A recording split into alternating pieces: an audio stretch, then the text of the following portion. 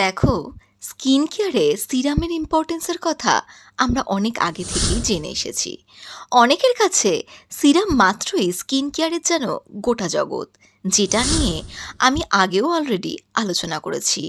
অন্যদিকে রূপচর্চায় অয়েলের গুরুত্ব বহু প্রাচীন কাল থেকেই, কিন্তু অনেকেই আছে যে ফেস অয়েলের সাথে সিরামকে যেন গুলিয়ে ফেলে। অর্থাৎ আসলে ফেস অয়েলের সাথে সিরামের কিন্তু কোনো কানেকশানই নেই। দুটোই স্কিন কেয়ারের ডিফারেন্ট পার্ট। সো দুটোর কাজই টোটালি ইন্ডিভিজুয়াল। সো ইন্ট্রোতে এত ভাস্ট না করে টপিকে আসি। হ্যালো এভরিওয়ান, আপনারা দেখছেন বিউটি ওয়ার্ল্ড, সঙ্গে আমি সোনালি, তোমাদের হোস্ট। ফেস অয়েল সাধারণত প্রাকৃতিক তেল, যেমন জোজোবা অয়েল, রোজ হিপ অয়েল, ক্যামিলি অয়েল, যেটা সাধারণত জাপানিরা ব্যবহার করে থাকে। এছাড়া অলিভ অয়েল, কুমকুমাদি অয়েল ও স্যান্ডেলউড অয়েল তো রয়েছেই, সাথে বর্তমানে গোল্ড ফেশিয়াল অয়েলও অ্যাভেলেবেল রয়েছে। এগুলোর টেক্সচার সাধারণত পিচ্ছিল, ঘন, তৈলাক্ত, একটু ভারী প্রকৃতির।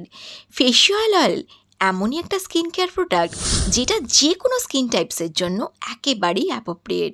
বাট এখানে কিন্তু একটা টুইস্ট রয়েছে। এটাকে অ্যাপ্রোপ্রিয়েট প্রসেসে অ্যাপ্লাই করা কিন্তু ম্যান্ডেটরি, না হলে এর কিন্তু কোনো গুণাগুণই হবে না। তবে স্পেসিফিক্যালি ড্রাই টু নর্মাল স্কিনের জন্য দারুণ বেনিফিশিয়াল, যেটা অ্যাপ্লাই করলে ড্রাইনেস লিটারালি গায়েব হয়ে যাবে। ফেস অয়েল রেগুলার স্কিনে অ্যাপ্লাই করলে এর যথেষ্ট কিন্তু বেনিফিশিয়াল আছে, তবে এর বেনিফিটসের কথায় পরে আসছি।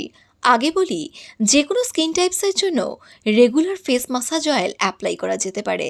অ্যাকচুয়ালি ফেস মাসাজ অয়েল দিয়ে মাসাজ করলে স্কিনের গ্লো এনহান্স করবে ঠিকই, কিন্তু অয়েলি স্কিনের জন্য রেগুলার অয়েল মাসাজ কিন্তু একেবারেই প্রবাবল নয়। তাতে অ্যাকনে পিম্পলস হওয়ার চান্সেস থাকতে পারে।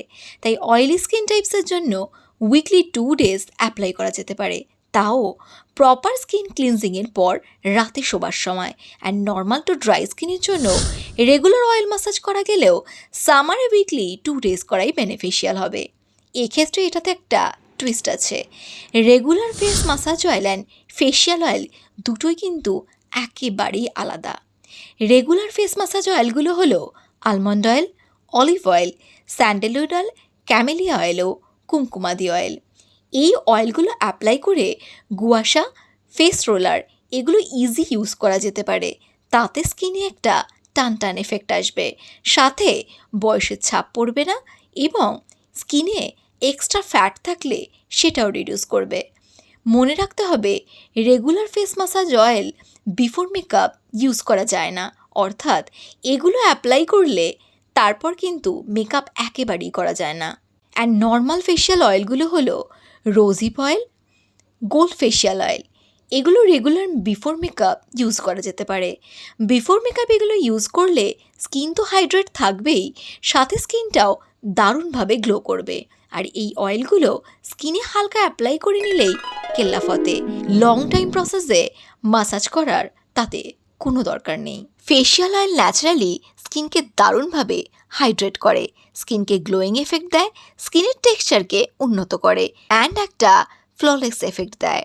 সিরাম, যারা স্কিন কেয়ারে সিরাম লাভার তাদের উদ্দেশ্যে বলি, সিরাম মাত্রই স্কিন কেয়ারের সর্বস্ব দুনিয়া নয়। সিরামের সাথে অন্যান্য স্কিন কেয়ারগুলো প্রয়োজনানুযায়ী ইউজ করা কিন্তু বাধ্যতামূলক। সিরামের টেক্সচারটা হয় লিকুইড, লাইট ওয়েট, যেটা স্কিনে অ্যাপ্লাই করলে তাড়াতাড়ি শুষে নেয়, যার মধ্যে উচ্চ মাত্রায় সক্রিয় উপাদান এবং তার মধ্যে থাকা ছোট ছোট মলিকিউলস থাকে, যেটা ত্বকের গভীরে প্রবেশ করে দ্রুত কাজ করে। সিরাম ব্যবহার সাধারণত রাতে শোবার সময় বা স্কিন কেয়ারের সময় after skin cleansing before moisturiser uses করতে হয়। এছাড়া সারাদিনে যে কোনো সময় স্কিন ক্লিনজিংয়ের পর ইউজ করা যেতে পারে। বেনিফিশিয়াল, সিরাম স্কিনের পিগমেন্টেশনকে কমায়, ব্ল্যাক প্যাচ, ব্ল্যাক স্পটকে রিমুভ করে। সিরামের মধ্যে অ্যান্টি এজিং প্রপার্টিস থাকায় স্কিনে এজিং এফেক্ট আসতে দেয় না। সিরাম স্কিনে ব্রাইটনেস প্রোভাইড করে। অ্যান্ড ফাইনালি, সিরাম স্কিনে একটা স্ট্রং প্রোটেকশন হিসেবেও কাজ করে। তবে সিরামের ব্যবহার করার আগে অবশ্যই ত্বকের প্রয়োজনীয়তা অনুযায়ী ও সিরামের কার্যকারিতা কীরকম সেগুলো দেখে ব্যবহার করা উচিত। তাহলে বোঝাতে পারলাম তো? যদি সত্যিই বোঝাতে পারি তাহলে এক লাইক और सब्सक्राइब तो बनता ही है।